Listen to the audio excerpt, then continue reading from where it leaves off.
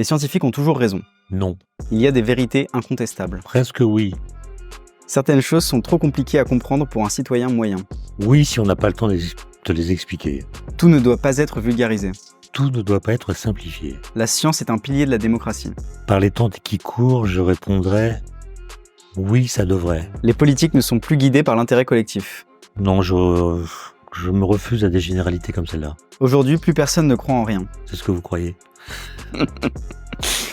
La science est notre affaire à tous. Non, mais elle peut faire partie de la culture commune. Il faut douter de tout. Il faut en douter alors. La science a des limites. Oui. La science divise. Joker. Avoir un avis ne veut pas dire connaître la vérité. Ça, c'est sûr. L'école remplit son rôle dans la transmission de connaissances. Peut mieux faire. Pour les gens qui nous regardent, vous êtes physicien, philosophe, et vous avez écrit de nombreux ouvrages justement sur la compréhension de la physique et les implications que ça a aujourd'hui dans notre monde. Dans un entretien que vous avez accordé à Marianne en avril 2020, vous avez dit « La science est républicaine au sens où elle est affaire publique ». Pourtant, aujourd'hui, on constate que de plus en plus de Français, de citoyens, sont méfiants vis-à-vis de la science, vis-à-vis des scientifiques. Par exemple, il y a un peu plus de la moitié des Français qui considèrent que leur opinion est autant valable que l'opinion d'un scientifique sur un sujet scientifique. Comment on en est arrivé là? Est-ce que c'est la faute des scientifiques? Moi, je répondrais par deux choses. La première, c'est que la science n'est plus enchâssée dans l'idée de progrès. On a longtemps pensé depuis le siècle des Lumières que la science est le bras armé de l'idée de progrès. C'est ce qui permet que le futur qui nous attend donc soit différent de notre présent grâce à la science qui ouvre des possibilités. Mais on a compris, et c'est plutôt une bonne chose, que la science qui produit des connaissances, elle produit aussi de l'incertitude. Mais c'est une incertitude d'un type très spécial. La science ne nous dit pas ce que nous devons faire des possibilités qu'elle nous donne. Par exemple, la physique nucléaire vous explique comment faire un réacteur nucléaire. Elle ne vous dit pas si vous devez le faire. Pareil pour les OGM, pareil pour l'IA et toutes sortes d'autres innovations technologiques. Donc c'est à nous de décider. C'est pas la science qui peut décider pour nous. Et donc on est hésitant. Parce que ça devient une question de valeur et non plus seulement de principe comme c'était le cas quand l'idée de progrès venait chapeauter toute cette démarche. Et sur les valeurs, on n'est pas d'accord. Mais on insiste au fait, et c'est ce que vous dites dans votre question, que notre doute à propos de ce que nous devons faire de la science se transfère, se transmute en un doute qui porterait sur la science elle-même. Et donc notre incertitude se transforme en une sorte de relativisme. La science ne nous dit pas le vrai, etc. Ça, c'est le premier mouvement qui, en effet, contribue à fragiliser le poids qu'elle a dans la société. Mais il y a autre chose qui a été analysée de façon, à mon avis, très juste par un philosophe britannique qui s'appelle Bernard Williams, qui est aujourd'hui décédé, mais qui en 2006 a écrit un livre qui s'intitule « Véracité et vérité ». Ou vérité et véracité, je sais plus dans quel sens ça se passe. Il dit une chose dès 2006 qui me semble être devenue parfaitement vraie, notamment grâce à l'essor du numérique. Il dit voilà, nos sociétés postmodernes, ça veut dire qu'ils ne croient plus au grand récit du progrès, etc. Okay. sont des sociétés qui sont travaillées par deux courants de pensée opposés, qui normalement devraient se combattre, mais explique-t-il grâce à ou à cause d'un effet pervers, se renforcent mutuellement. Le premier courant de pensée, il l'appelle le désir de véracité. Nous sommes éduqués, nous sommes formés, nous sommes informés, et ça nous donne une maturité par laquelle nous ne voulons pas être dupés par les discours institutionnels, politiques, par les discours des élites, comme on dit. Et donc, ce désir de véracité, c'est finalement le souci de ne pas être dupé. Il est parfaitement sain. En démocratie, évidemment, et plus encore dans les sociétés non démocratiques. On ne veut pas être trompé par les discours officiels. Et ce désir de véracité, évidemment, dans ses formes radicales, peut aboutir aux théories du complot. Mais quand il est sagement effectué, ou sagement appliqué, disons, il doit... C'est un contre-pouvoir assez sain. Alors voilà, il installe une sorte d'esprit critique, à l'issue duquel on peut espérer identifier la vérité. Le désir de véracité devrait normalement servir l'idée de vérité. Mais ce que montre Bernard Williams, c'est que c'est tout le contraire. Que le désir de véracité va enclencher dans la société tout entière un esprit critique généralisé qui va défaire l'idée qu'il y a des vérités assurées. Donc, si je vous présente une vérité, vous allez vous demander Par nature, je vais douter de cette est-ce qu'elle n'est pas contextuelle, éphémère, culturelle, relative, instrumentalisée, factice. Et donc, on a cette situation incroyable qui est que le désir de véracité alimente le déni de vérité. Et donc, il y a une sorte de concaténation très bizarre entre la liberté et la vérité. Chacun est libre, dans ce grand marché d'information, de décider ce qui est vrai pour lui, sans du tout tenir compte de la réalité. Et toi, est-ce que tu as l'impression qu'on te ment sur certains sujets? Parce que Étienne Klein, il n'a pas tort, notre rapport à la vérité, il a complètement changé ces dernières années. Si bien qu'il y a tout plein de sujets sur lesquels on comprend absolument rien. Il y a un sujet en particulier qui est de plus en plus obscur, c'est l'argent. La moula. Heureusement, j'ai avec moi un expert qui va pouvoir nous éclairer sur toutes les questions qu'on se pose sur l'argent. Cet expert, c'est Vincent, le directeur France de Trade Republic. Bonjour Vincent. Bonjour Antonin. Alors, première contre-vérité, investir, c'est réservé aux spécialistes. C'est ce qu'on laisse penser aux Français depuis des décennies, mais en fait, c'est une belle contre-vérité. Pourquoi c'est une contre-vérité? Parce qu'en fait, on a toujours associé investissement et trading. Et oui, le trading, c'est réservé aux spécialistes. Oui, le trading, il faut de la formation. Oui, il faut du temps. Mais l'investissement n'est pas forcément du trading. Étienne Klein parlait dans le début de cette vidéo du concept de vulgarisation. Je te propose qu'aujourd'hui, on prenne un exemple qui, selon moi, est le parfait exemple de ce que la science a pu apporter en rapport avec l'argent. Et c'est le concept des intérêts composés. Donc, c'est un concept mathématique, du coup scientifique. Et si je dois te le résumer en simplement une petite phrase ou un petit concept, imagine, tu as un arbre fruitier dans ton jardin, je sais pas, un pommier. Ton pommier, il va te donner 10 pommes chaque année. Quand tu récoltes tes pommes, tu as 2 solutions. Soit tu les manges, c'est bien, tu n'as plus faim après. Soit tu choisis de replanter tes pommes. Et si tu replantes tes pommes, l'année d'après, tu auras des petits pommiers. Enfin, une dizaine du coup de petits pommiers qui eux-mêmes vont te rapporter une pomme potentiellement au début et 10 pommes au bout de 15-20 ans, une fois que le pommier aura bien grandi. Et ça, c'est l'illustration parfaite des intérêts composés. Ce qui fait qu'au bout de 5 ans, 10 ans, tu n'auras plus uniquement 10 pommes, mais tu auras potentiellement 20, 30, 40, 50 pommes parce que tu auras plus de pommiers qui vont t'en donner.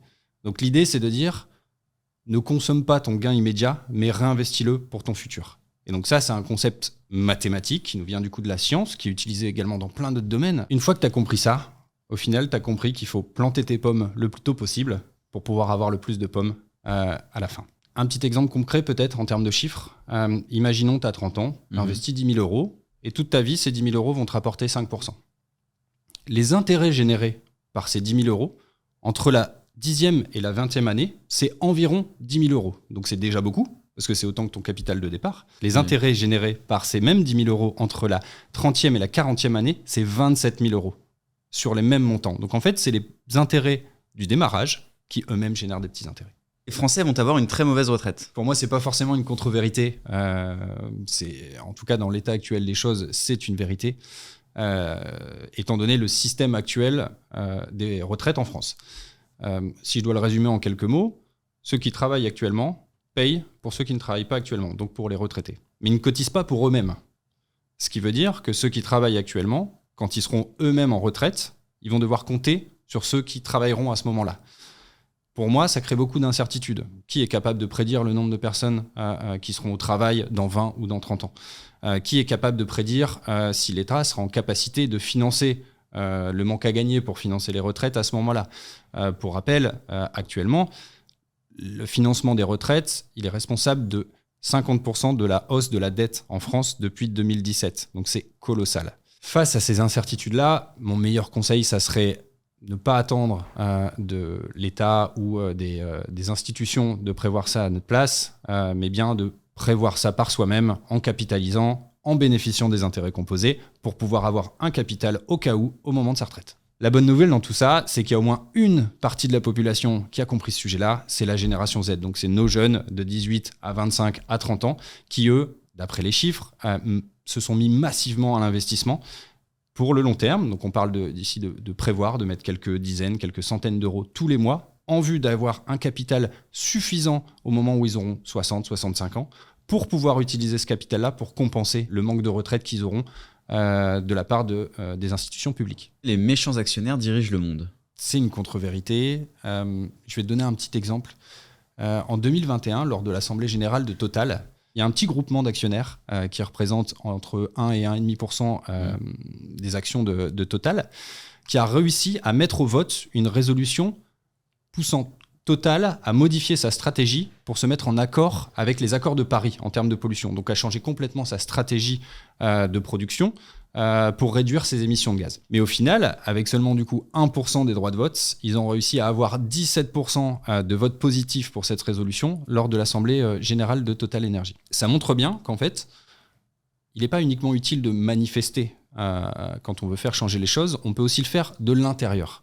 Et maintenant, il y a plein de facilités pour les particuliers de pouvoir acheter une action Total, ça coûte environ 60 € une action Total, et de pouvoir avoir un droit de vote. Donc moi, ce que j'ai envie de retenir de ça, c'est de dire aux gens, en fait, changez le système de l'intérieur, achetez une action, regroupez-vous, exercez votre droit de vote dans le même sens et faites changer la stratégie des entreprises. Et ça permettra à tout le monde de pouvoir définir dans quel type de société on veut vivre. On sait dans les chiffres qu'en moyenne, seulement 30% des gens utilisent leur droit de vote en société, bien qu'ils sont actionnaires. Donc je pense qu'il y a une prise de conscience de la population qui doit être faite à ce niveau-là pour que chacun puisse exercer et donner son avis sur les positionnements, les stratégies de nos grosses sociétés françaises. Ce qu'il faut savoir, c'est également que la grande majorité des Français est déjà actionnaire par définition.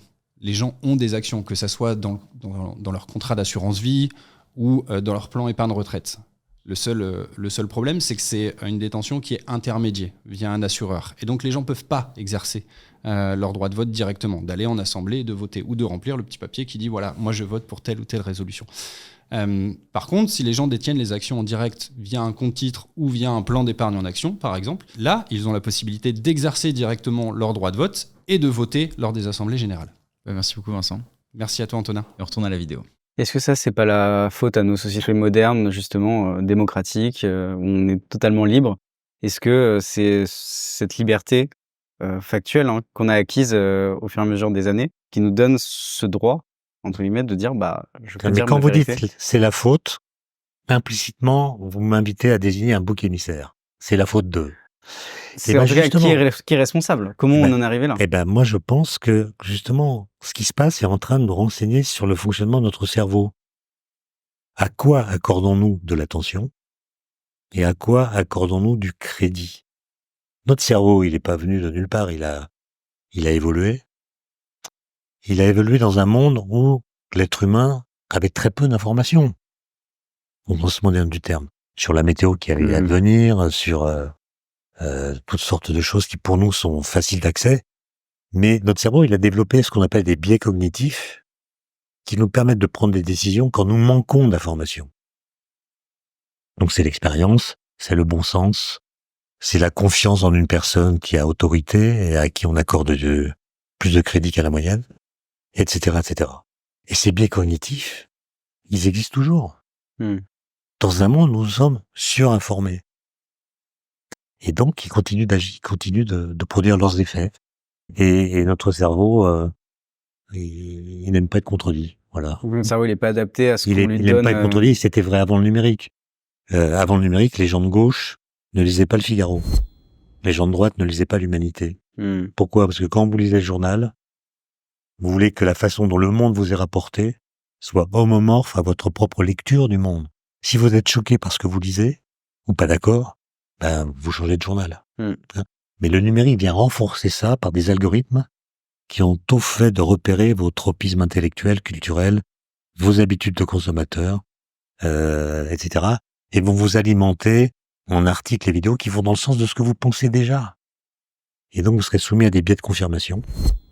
Alors que la pensée, la vraie pensée, c'est celle qui dit non à elle-même, au moins pour voir, qui se critique, qui reçoit des arguments qui la critiquent pour voir si elle est capable d'y répondre. Justement, vous, en tant que scientifique, qu'est-ce que vous diriez qu'il faut douter de tout? Est-ce qu'il y a des vérités sur lesquelles on n'a pas besoin de douter et il faut les accepter telles qu'elles sont? C'est une bonne question, mais qu'est-ce que vous appelez le doute? Est-ce que c'est le doute de l'ignare qui ignore qu'il ignore? Ou est-ce que c'est le doute du savant qui sait ce qu'on sait et qui sait aussi ce qu'on ne sait pas? Prenons l'exemple de ce qui s'est passé pendant l'épidémie de Covid, qui, en tant que vulgarisateur, m'a un petit peu traumatisé. Pourquoi elle m'a traumatisé? Parce que on avait l'occasion historique de faire de la pédagogie scientifique.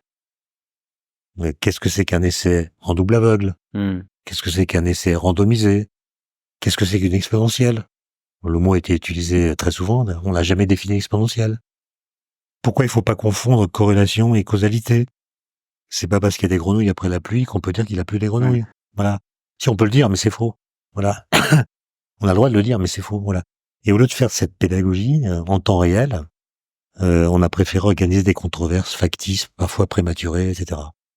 Mais le point, c'est que on a surtout confondu la science et la recherche, qui sont deux choses évidemment pas étrangères l'une à l'autre, mais qui ne se confondent pas.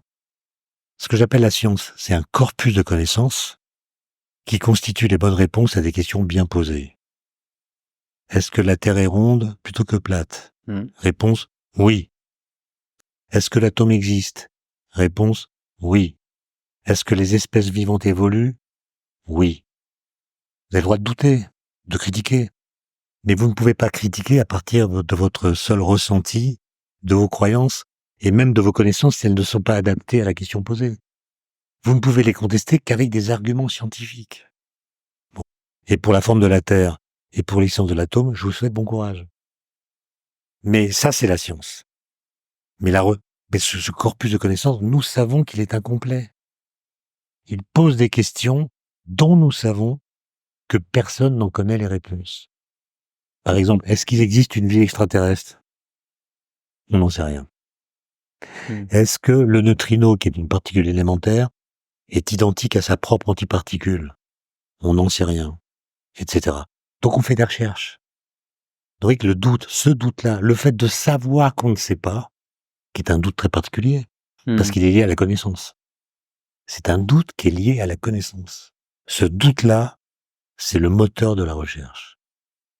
Mais quand vous confondez la science et la recherche, ce doute vient coloniser l'idée même de science. Et on en arrive à des phrases comme la science et le doute. Ah bon? Ah bon? Vous connaissez des scientifiques qui doutent de l'atome? Et cet argument, la science et le doute, a servi notamment à propos du changement climatique, qui était une connaissance scientifique nouvellement acquise, à procrastiner. Ah bah, si la science et le doute, on va attendre. Et donc, on a développé toutes sortes de stratagèmes intellectuels pour ne pas croire ce que nous savions. Et puis tout d'un coup, il y a des tempêtes, des incendies, des conneries, et on parle d'urgence climatique. Mais les climatologues, ils disent la même chose depuis 40 ans. On les a pas écoutés. Voilà. La faute au cerveau humain. Parce qu'on a dit la science et le doute. On nous a servi des petits cafés. Est-ce que vous pensez que justement la responsabilité, elle incombe pas aussi aux scientifiques d'être plus présents médiatiquement, d'expliquer beaucoup plus ce que vous expliquez vous? Est-ce qu'ils ont oublié justement ce rôle de vulgarisation, d'explication? Bah, les scientifiques sont quand même présents. Enfin, pour moi, la question est plutôt celle de la temporalité. Enfin, il me semble que la vulgarisation, elle est d'abord la victime d'une crise de la patience. On n'a pas le temps d'expliquer. Et donc, on dit des choses et on donne l'impression d'utiliser des arguments d'autorité parce que on n'explique pas comment on a su ce qu'on sait, quoi.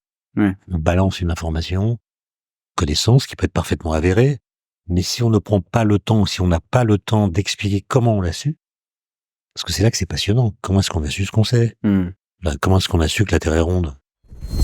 Comment est-ce qu'on l'a su bien avant de le voir? Avec des satellites. Comment est-ce qu'on a découvert le boson de Higgs? C'est quoi la question? Quels sont les instruments, les idées qu'on a sollicités pour finir par démontrer, après 48 ans de recherche, qu'il existe bel et bien? C'est ça qui est passionnant. C'est pas simplement de dire le boson de Higgs existe.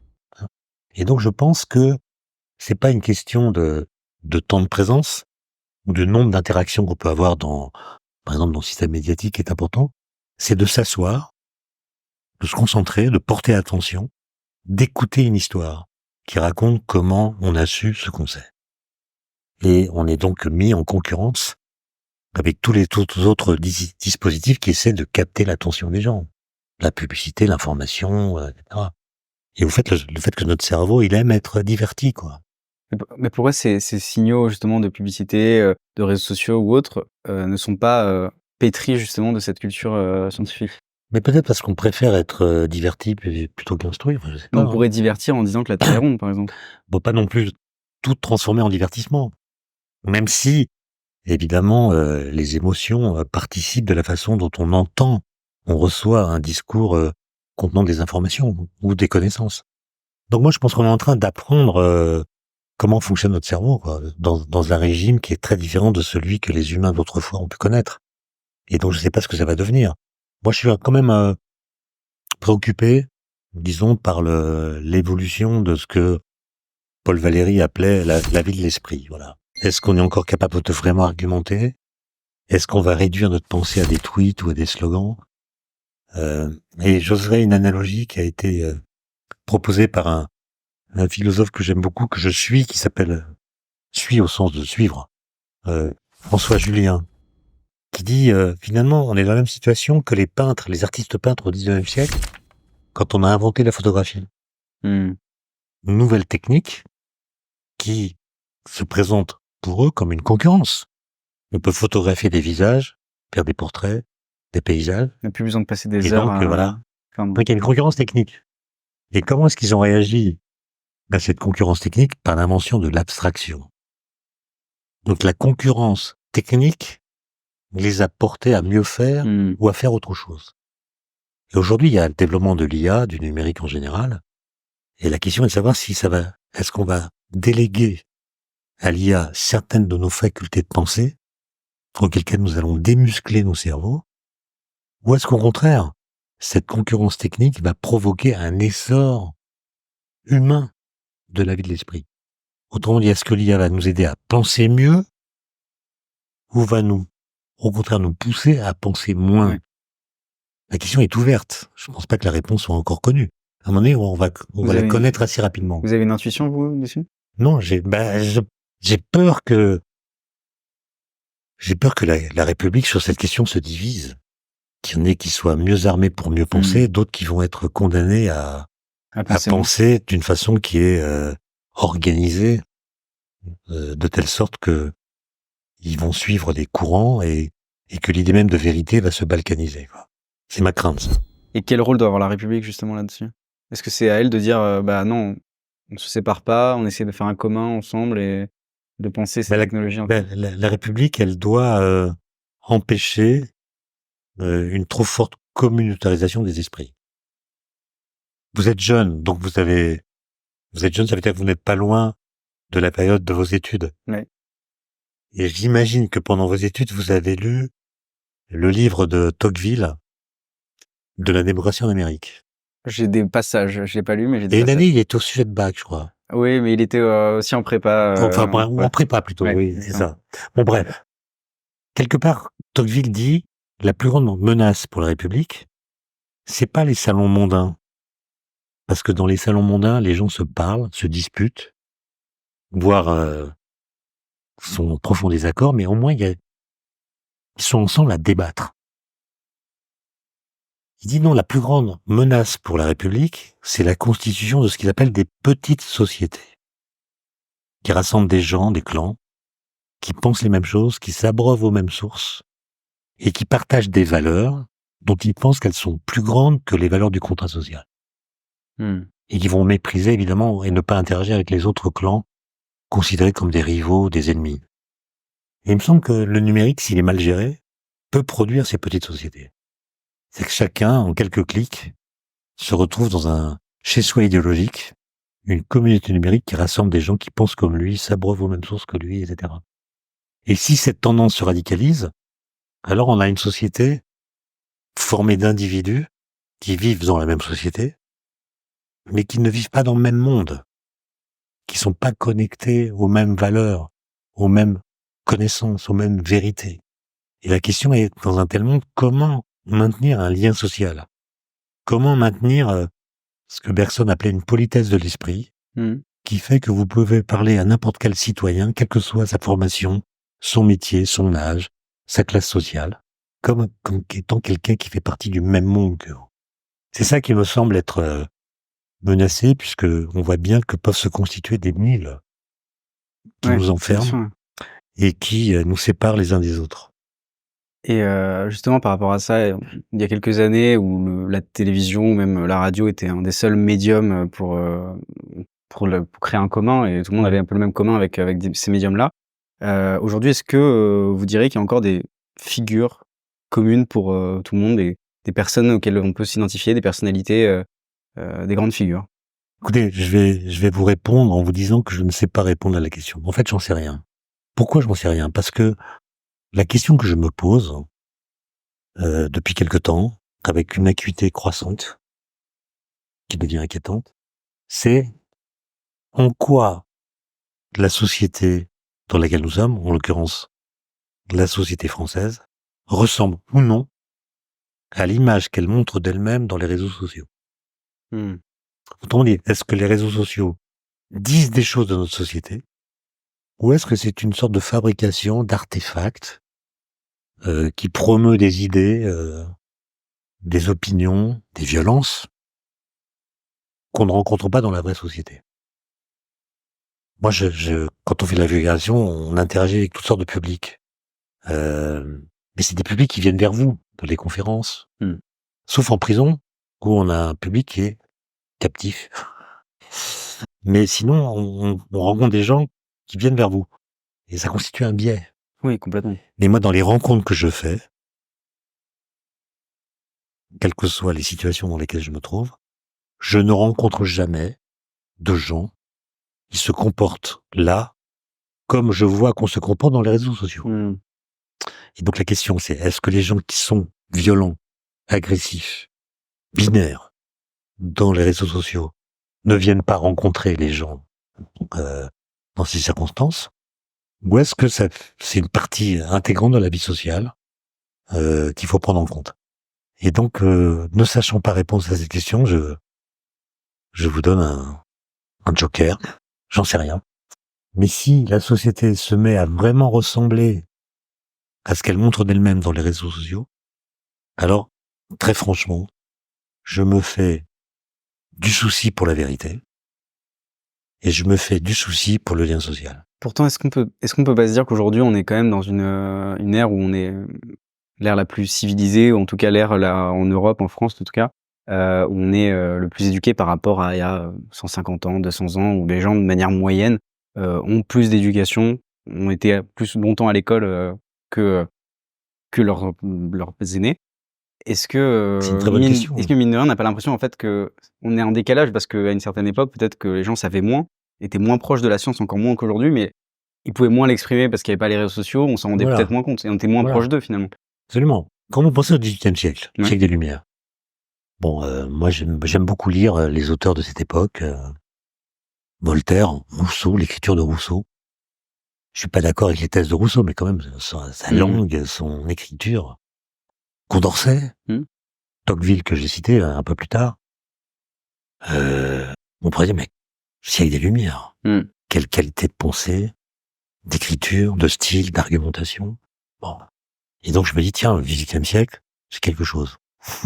Mais évidemment, comme vous le dites vous-même, oublie, dans le jugement que je fais de ce siècle, ce qui se disait dans les tavernes. Exactement. Voilà. Et donc peut-être qu'on est simplement dans une situation où ce qui se dit dans les tavernes percole dans le discours public. Et très certainement plus intelligents aujourd'hui. Les tavernes d'aujourd'hui sont très certainement plus intelligentes que les tavernes d'hier. J'espère. Mais oui, c'est une question, c'est difficile parce que les époques en question ne sont pas commensurables par le fait que ce qui reste de ces époques-là dit dans les tavernes n'existe plus, en fait, quasiment pas. Alors que ce qui reste d'aujourd'hui dans le paysage des réseaux sociaux va peut-être percoler un peu plus dans le temps. Qu'est-ce qui restera selon vous de notre époque? Écoute, je sais pas. Ouais, vous êtes jeune, moi je suis plus vieux évidemment, donc est-ce que nos cerveaux sont commensurables? Est-ce que notre différence d'âge n'induit pas une différence de lecture du monde, même de l'actualité, qui fait que on parle, mais peut-être qu'on n'est pas sur la même longueur d'onde. Voilà, peut-être que votre jeunesse et votre éducation, vous êtes nés après Internet, crée dans votre façon de penser, de concevoir l'actualité, l'information, de façon qui est complètement différente de la mienne. D'accord? Mais l'important, Mmh. c'est qu'on parle. Ah oui, bah, On n'est c'est pas obligé d'être d'accord ni d'avoir le même regard sur ce qui se passe. L'important, c'est qu'on se parle. La question est, est-ce qu'on va longtemps se parler?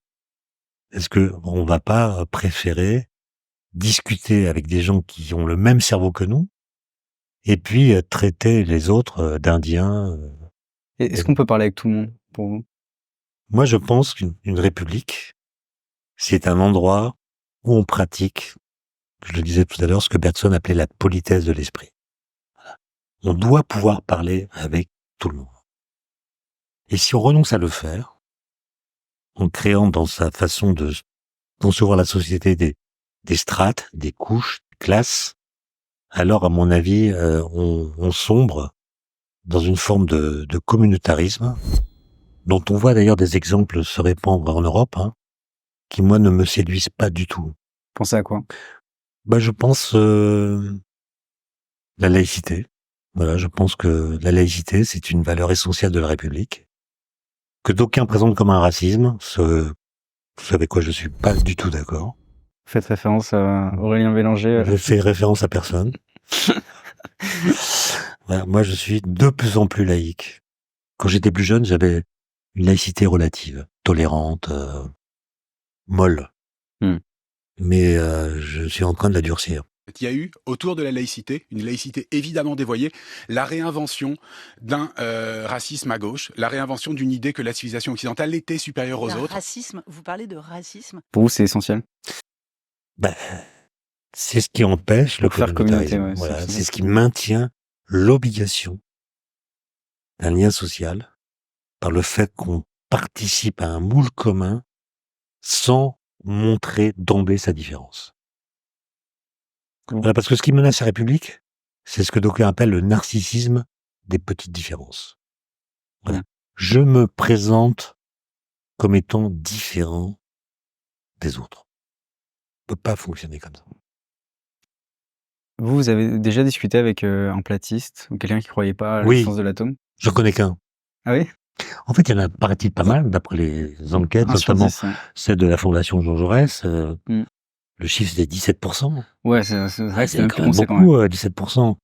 On devrait en connaître tous plusieurs. Et puis, est-ce qu'il n'y a pas de la provocation dans les réponses qu'on donne à cette question? Bah, ou à l'inverse, est-ce qu'il y a pas des gens aussi qui n'osent pas dire, bah alors, je sais pas. c'est pas Mais j'en connais un, OK. un de mes voisins. Bon, mais évidemment, il a des centaines d'arguments, Mmh. comme on les trouve sur les sites platistes. Ils sont tous faux. Et personne n'est capable de tous les réfuter. Hein.